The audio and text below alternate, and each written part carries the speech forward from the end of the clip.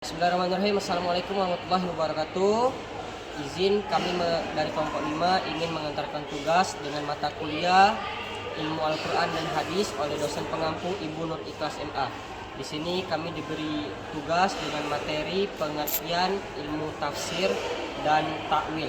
Di sini dengan saya sendiri bersama rekan saya, perkenalkan saya Muhammad Hussein Alfitra. Di sebelah saya ada Dan saya Taufik Dalal Hafiz. di sebelah saya ada Saya Muhammad Paula Panas. izin. Di sini alhamdulillah kami ingin membawakan materi oleh Bang Asril selaku Ketua Umum Himpunan Program Studi Hukum Keluarga Islam. Oke, alhamdulillah di sini kami kedatangan oleh pemateri yaitu Bang Asril selaku Ketua Umum HMPS Program Studi Hukum Keluarga Islam. Apa kabar, Bang?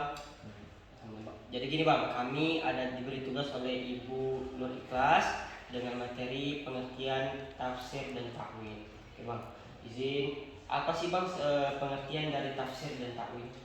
Nah, jadi pengertian tafsir dan takwil ya. Jadi tafsir itu adalah suatu proses atau penjelasan tentang ayat di dalam Al-Quran di makna itu mencari makna-maknanya itu dari bahasa secara kontekstual aja, bukan mendalam. Nah, jadi yang lebih mendalam itu ialah takwil. Takwil adalah proses penjelasan atau penafsiran makna-makna ayat betul-betul mendalam atau bisa dikatakan ada makna-makna tersembunyi. Sebagai contoh, jadi contohnya tuh kalau tafsir tuh laksanakanlah sholat, tunaikan zakat dan rukuklah bersama orang-orang yang rukuk. Nah, itu kan jelas makna itu. Nah, sedangkan takwil itu contoh ialah tangan Allah di atas tangan mereka, tangan Allah di atas tangan mereka. Nah, itu kan memiliki makna tersembunyi. Nah, itulah contoh perbedaan dari tafsir dan takwil. Tafsir memiliki makna yang jelas, sedangkan takwil itu ada makna tersembunyi yang harus digali lebih mendalam lagi. Itu ya contohnya. Mungkin selanjutnya ada pertanyaan kedua dibawakan oleh rekan-rekan saya. Silakan, Mas. Jadi di antara tafsir dan takwil itu berarti ada perbedaannya, Bang. Contohnya apa, Bang? Saya itu apa perbedaannya, Bang, dari tafsir dan takwil itu? Nah, jadi perbedaan mendasar itu kalau tafsir itu lebih ke lahiriahnya, bagian luarnya saja. Nah, sedangkan takwil itu betul-betul mendalam ya. Arti-arti makna-makna tersembunyi kan banyak tuh di dalam Al-Quran itu banyak mengandung makna-makna tersembunyi di dalamnya. Itulah contoh perbedaannya. Mungkin ada seterusnya ada soalan ketiga yaitu akan dibawakan oleh rekan saya Taufik Dalal Hafiz. Bang, apa sih dampak positif dan negatif adanya tafsir dan takwil?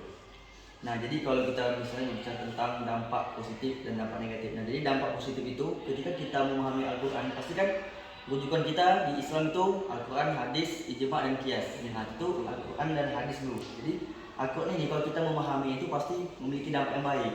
Apalagi tentang tingkat keimanan kita, ketakwaan kita. Nah, itu kan bakal makin meningkat. Lepas itu yang namanya ilmu di dalam Al-Quran itu kan banyak.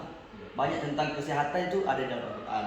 Tentang kayak pengetahuan di dalam Al-Quran. Nah, itu salah satu contoh makna ketika kita memahami yang namanya tafsir dan takwil. Nah, contoh dampak negatifnya. Nah, ini yang paling berbahaya sekali. Banyak kan, sehingga beda-beda pemahaman itu terjadi yang namanya itu perpecahan. Kita sendiri kita tahu ada aliran sini, ada aliran sini, ada berbagai macam aliran kan. Jadi dari dampak kalau negatifnya dari tafsir dan takwil itu ialah kesalahpahaman dalam kita memahami konteks, apalagi ada makna-makna tersembunyi. Nah, itu yang paling penting. Lepas itu timbullah perpecahan itu tadi. Contohnya ada teroris, kan ada dari ISIS. Nah, itu kan salah satu bentuk yang bisa dikatakan perbedaan pandangan atau dampak negatif dari penafsiran dan takwil yang salah. Nah, itulah contoh dampak negatif yang paling tidak bisa ibaratnya yang paling berpengaruh lah, apalagi tentunya tingkat keimanan kita, apalagi kita salah dalam mengartikannya itu pasti dipastikan untuk menurun. Nah, seperti itulah. Apalagi di era globalitas kayak gini, Bang, ya. Ya, betul. Oke, alhamdulillah sekian laporan tugas dari kami dan kami ucapkan terima kasih kepada Bang Asril atas waktunya untuk menyempatkan mengisi materi yang diberi oleh dosen kami. Terima kasih, Bang, sekali lagi mengucapkan sekian. Assalamualaikum warahmatullahi wabarakatuh.